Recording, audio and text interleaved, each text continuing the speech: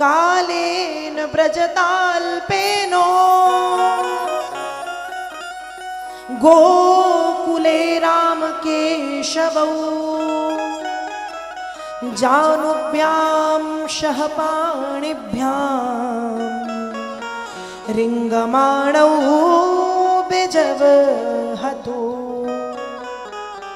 कुछ समय के पश्चात ब्रजतालपेनो, ब्रज में राम केशवौ, बलराम और कृष्ण सुंदर सुंदर लीलाएं करते हैं।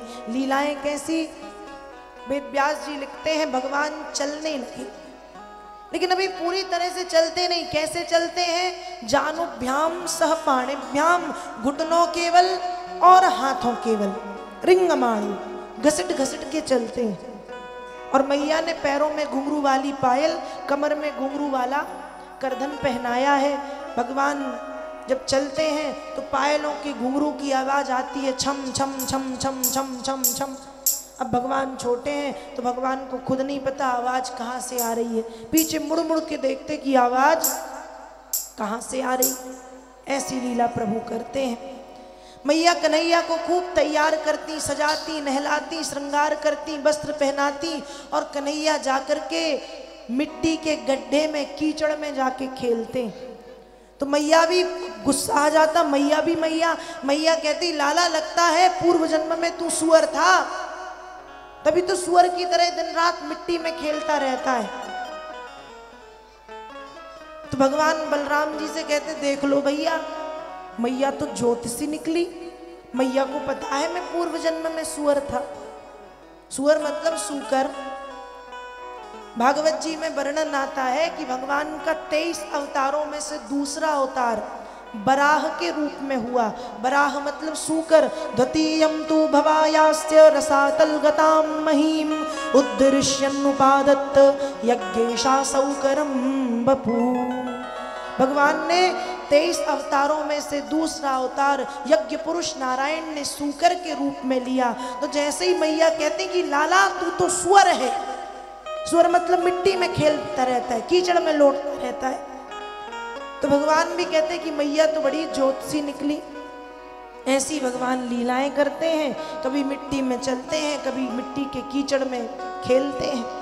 बड़ी प्यारी प्यारी लीलाएं भगवान ने प्रारंभ करनी शुरू की। समय बीता और अब भगवान की माखन चोरी की लीला प्रारंभ होती है। वेद व्यास जी भागवत में लिख रहे हैं, वत्सानुमुंचन क्वचिद समये क्रोश संजात हासः इस्तेयं स्वादवत्यब्दधिपया कल्पितै इस्तेय योगै मरकान् भोक्षण विभजति सचेननाति भाण्डं भिनत्ति द्रव्यालाभेश ग्रह कुपितो यात्युपकोष्यतो कान। एक दिन की बात है। सुबह के 7 बजे हुए हैं। खूब सारी गोपियां मैया के पास पहुंची। अरे मैया तेरो लाला बड़ो उपद्रवी है गयो, मैया बरज लइयो, रोक लइयो, समझा दइयो। मैया बोली, का कर दियो लाला ने? गोपियां कहती, मैया ये पूछो क्या नहीं करता तुम्हारा लाला? कहा चलो यही बता दो क्या नहीं करता। मैया कहती, वत्सानु मुंचन क्वचिद समये, बछड़े छोड़ देता है। मैया ने कहा वो तो घर पे भी करता है। जब गैया लग जाती है तो कन्हैया बछड़े छोड़ देता है। गोपियां कहती, देखो अभी से कितना चालाक है, घर पे सही करता है, हमारे यहाँ उल्टा करके आता है। यदि गैया लगने का समय सुबह 7 बजे है तो 5 बजे आके बछड़े छोड़ देता है। अब बछड़े जाके गैया का दूध पी लेते। जब हम गाय लगाने बैठती तो गाय हमें लात मारती है। वत्सानुमुंचन क्वचिद समये, मैया तेरो लल्ला बड़ो उपद्रवी है गयो, कभी भी बछड़े छोड़ देता है, किसी भी समय, समय निर्धारित नहीं है। मैया ने कहा तो एक काम किया करे, क्रोश संजात, क्रोध दिखा दो, आंखें दिखा दो, हाथ दिखा दो, लकड़ी दिखा दो, डंडा दिखा दो, डर जाएगा। गोपियां कहती, मैया क्या हमने ये नहीं किया होगा? मैया ने कहा कर चुकी। कहा अरे क्रोध दिखा दी, आंखें दिखा दी, डंडा दिखा दिया, हाथ दिखा दिया कि मारेंगे। तो क्या किया उसने? कहा जैसे ही हमने हाथ दिखाया, हा सहा, हम गुस्सा करते हैं वो हंसता है। मैया ने कहा फिर? गोपियों ने कहा फिर क्या? तेरी मंद मंद मुस्कानियां पे बलिहार प्यारे जू, जैसे ही ये हंसता है तो हम भी इसकी बलैया लेने लगते हैं कि कितनी मधुर मुस्कान है, कैसे हंसता है, इसकी मुस्कान बड़ी सुंदर है मैया। हमने जब भी इसे डांटने की, समझाने की, क्रोध दिखाने की कोशिश की, इसने हंसना शुरू कर दिया। गोपियां शिकायत लेकर के आई, ये पहले दिन की शिकायत है। दूसरे दिन कुछ गोपियां फिर पहुंची, अरे मैया तेरो लाला बड़ो उपद्रवी है गयो, बर्ज लियो, रोक लियो, समझा दियो। मैया बोली का कर दियो लाला ने? गोपी कहती मैया का कर दियो, ये पूछो कि क्या नहीं किया। कहा चलो यही बताओ क्या नहीं किया। कहा मैया यदि माखन छीके पे रखा है, छीका समझते हैं ना वो, छीका ऐसे छीके से बंधा हुआ है, तो इसकी नसैनी बनती है सीढ़ी, पहले 8 फिर 6 फिर 4 फिर 2 फिर 1। और तब भी यदि माखन को नहीं पाता तो एक लकड़ी से मटकिया में छेद करता है, माखन गिरने लगता है, खुद खाता है, सबको खिलाता है। और कहा तीसरे दिन कुछ गोपियां फिर पहुंची, मैया जिसके घर में तुम्हारा ये उपद्रवी छोरा पहुंच जाए उसके घर की स्थिति हम क्या बताएं मैया, साफ करते करते 2-4 दिन लग जाते हैं। मैया कहती है ऐसा करता क्या है? कहा ये पूछो कि क्या नहीं करता। कहा मैया अकेले तो नहीं जाता, अपने साथ कम से कम 20 लोगों को लेके जाता है, जिसमें से 10 तो इसी के जैसे छोटे छोटे से ग्वाल वाल होते। फिर कहा गैया के छोटे बछड़े, बछिया, कुत्ते के पिल्ले, बंदर बंदरिया, सबको लेके जाता है, खुद तो खाता है, इनको भी खिलाता है। और अंत में जब खूब खा लेता है और खिला देता है तो भांडम भेनती, बुजुर्गों के हाथ की बनी बड़ी बड़ी मटकियों को ये फोड़ देता है। मैया तेरो लल्ला बड़ो उपद्रवी है गयो, मैया बर्ज ले, मैया समझा ले। गोपियां ऐसी शिकायत लेके आती है। एक दिन की बात है, एक गोपी बिल्कुल 6 बजे पहुंची और मैया ने उस गोपी को देखते ही कह दिया, देख गोपी तू तो बिल्कुल झूठ बोलने आई है। गोपी ने कहा क्यों? तुम सब गोपी की बातें सुनती हो, मैं आई तो मैं झूठ लग रही हूं? कहा हाँ। क्यों? कहा इसलिए झूठ लग रही हो क्योंकि तुम्हारे घर गैया नहीं है, और जिसके घर गाय नहीं उसके घर माखन नहीं, और जहाँ माखन नहीं वहाँ कन्हैया नहीं जाता। गोपी ने कहा मैया मैं भी ऐसे ही सोचती थी कल तक कि कृष्ण मेरे यहाँ कभी नहीं आएगा, पर आज ही सुबह तुम्हारे नटखट लल्ला ने क्या किया जानती हो? मैया कहती बताओगी नहीं तो कैसे पता चलेगा।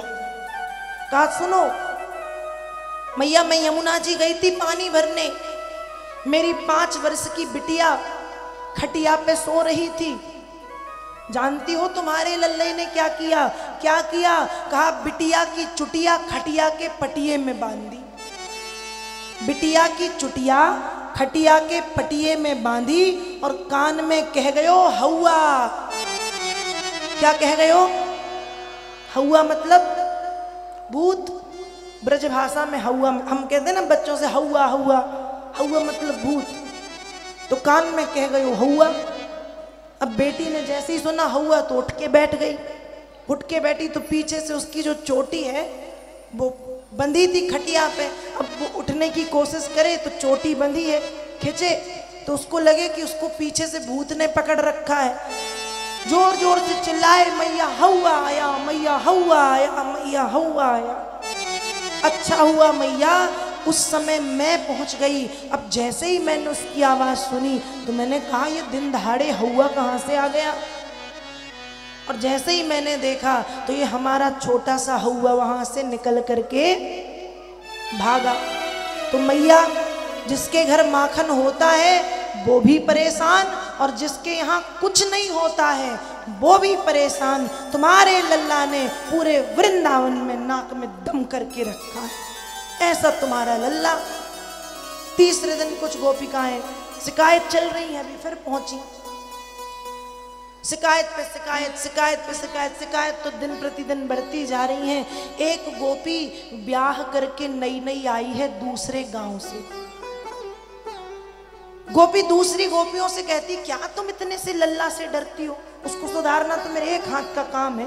तो दूसरी गोपियों ने कहा, देख तू उसके चक्कर में मत पड़, उतना टेढ़ा है कि आज तक उसको कोई सीधा नहीं कर पाया, लेकिन उसने तुम जैसे अच्छे अच्छे टेढ़ों को चुटकी बजा के सीधा किया है। गोपी ने कहा, मैं देखती हूं तेरे लल्ला को। भगवान सब सुन रहे थे। भगवान ने कहा, मुझको सुधारेगी, इसको तो सबक सिखाना पड़ेगा। गोपी घर नहीं पहुंच पाई, भगवान गोपी के घर पहुंच गए। जितना दूध दही रखा था सब फैला दिया, कमरा बाहर से ज्यों का त्यों लगाया, छिप गए। गोपी आई, दरवाजे खोले, पैर आगे बढ़ाया, नीचे पड़ा था माखन। अब जब माखन पड़ा था तो चिकना चिकना, माखन पे पैर पड़ा तो फिसल गई। ऐसी फिसली कि सीधे सामने वाली दीवार पे जाकर के लगी। भगवान छिपे थे, निकल के आए, कहते हैं, धन्यवाद दे दे गोपी मैया इस दीवार को, यदि ये दीवार ना होती तो तू सीधे आज अपने मायके में दिखाई देती, फिसलते फिसलते मायके पहुंच जाती। ऐसी लीलाएं भगवान करते हैं। भगवान चले गए। अब गोपी का क्रोध बढ़ गया। 2-4 दिन शांति थी, फिर काली गैया के दूध से माखन बनाया, घी बनाया, दही बनाया, छाछ बनाया, सब। और खबर भगवान के कानों तक पहुंचा दी कि काली गैया, और भगवान को प्रिय है काली गैया। भगवान भी मित्रों के साथ पहुंच गए। ये कृष्ण को पकड़ने की गोपी की एक योजना है। गोपी ने पूरे घर में घंटियां लगाई हैं, 2-4 घंटी दरवाजे पे लटकी हैं। गोपी जानती कि दरवाजे खोलेंगे, घंटी बजेगी, मैं पकड़ लूंगा, मैं पकड़ लूंगी। भगवान पहुंचे, जैसे ही घंटी देखी, एक घंटी का पकड़ा और पकड़ के भगवान कहते, सुनो घंटी, आज तुम बजना मत। घंटी कहती, प्रभु बिल्कुल नहीं बजूंगी। दरवाजे खोल के भगवान अपने मित्रों समेत घर के भीतर, घंटी नहीं बजी। सीढ़ी बना ली, 8, 6, 4, 2, 1। रस्सी, जो छीके की रस्सी है, उसमें घंटियां हैं, उसको पकड़ के हिला दिया, पर घंटी की हिम्मत की बच जाए, घंटी नहीं बजी। मटकिया के चारों तरफ घंटी है, मटकिया पकड़ के हिला दी, घंटी नहीं बजी। मटकी के भीतर हाथ डाल दिया, घंटी नहीं बजी। माखन निकाल लिया, घंटी नहीं बजी। और भगवान ने माखन खाया, और जैसे ही ठाकुर जी ने माखन खाया, सो घंटी बज गई। अब जैसे ही घंटी बजी तो गोपी आ गई। भगवान ने कहा, घंटी मैंने मना किया था कि बजना मत, मेरे मना करने के बाद भी तुम बजी, तो कैसे बजी, तुम्हारी हिम्मत कैसे हुई? घंटी कहती, प्रभु इसमें मेरी गलती नहीं है। तो किसकी गलती है? कहा आपकी। भगवान ने कहा मेरी। तुम बजी थी या मैं? कहा प्रभु बजी तो मैं, पर गलती आपकी। मेरी गलती कैसे? कहा प्रभु धर्मशास्त्रों में आपने ही लिखवाया है कि जब भोग लगता है तो घंटी का बजना क्या होता है? जरूरी होता है। और ठाकुर जी भोग लगाएं और घंटी ना बजे, ये कैसे हो सकता है? आपने लगाया भोग, मेरा काम था बजना, तो मैं बज गई। अब घंटी बज गई तो गोपी आ गई। गोपी आ गई तो सारे मित्र भाग गए। अब भगवान अकेले। गोपी ने भी हाथ पकड़ा, लल्ला आज पकड़ में आया, आज बताती हूँ। रस्सी ले आई, भगवान को रस्सी से बांधने लगी। अब रस्सी जब बांधती तो गोपी बांधने में थोड़ा कमजोर है, 1-2 गांठ बांधी, वो गांठ खुल जाती। भगवान बातें बनाने में बड़े चतुर। गोपी से कह रही, गोपी मैया तुमसे तो ठीक से बांधते भी नहीं बनता। गोपी बोली, कन्हैया तुम सही कह रहे हो। गोपी से भगवान कहते बांधना सीखना है। गोपी ने कहा तुम सिखाओगे? भगवान बोले बिल्कुल। गोपी ने कहा तो लो सिखाओ। भगवान कहते यहाँ नहीं, चलो यमुना जी किनारे किसी पेड़ के नीचे अच्छे से बांधना सिखा दूंगा। गोपी चल दी। भगवान ने गोपी को एक पेड़ के नीचे खड़ा किया, 1-2 बार रस्सी से लपेट के 1 गांठ, 2 गांठ, 3 गांठ, 4 गांठ, 5 गांठ लगा दी। गोपी कहती बस बस बस बस बस, सीख गई, बन जाएगा। अब मुझे छोड़ दो। भगवान ने भी सिर पे हाथ रखा, रे राम राम गोपी मैया। गोपी बोली क्या हुआ? कहा बस वही जो तुमसे नहीं बनता। मतलब कहा जैसे आपसे बांधते नहीं बनता वैसे ही हमसे छोड़ते नहीं बनता। और ऐसा कह के भगवान वहां से चले गए। अब जब भगवान वहां से चले गए, गोपी पूरे दिन यमुना जी किनारे पेड़ के नीचे बंधी रही। शाम को दूसरी गोपियां आई, तब गोपी की रस्सी को छोड़ा और कहा कि बोला था उसके पीछे मत पड़ो। इतना टेढ़ा कि आज तक कोई सीधा नहीं कर पाया, लेकिन उसने तुम जैसे अच्छे अच्छे टेढ़ों को सीधा किया। ऐसी लीलाएं भगवान वृंदावन में करते हैं। बड़ी सुंदर सुंदर लीलाएं ब्रजभूमि में भगवान कर रहे हैं।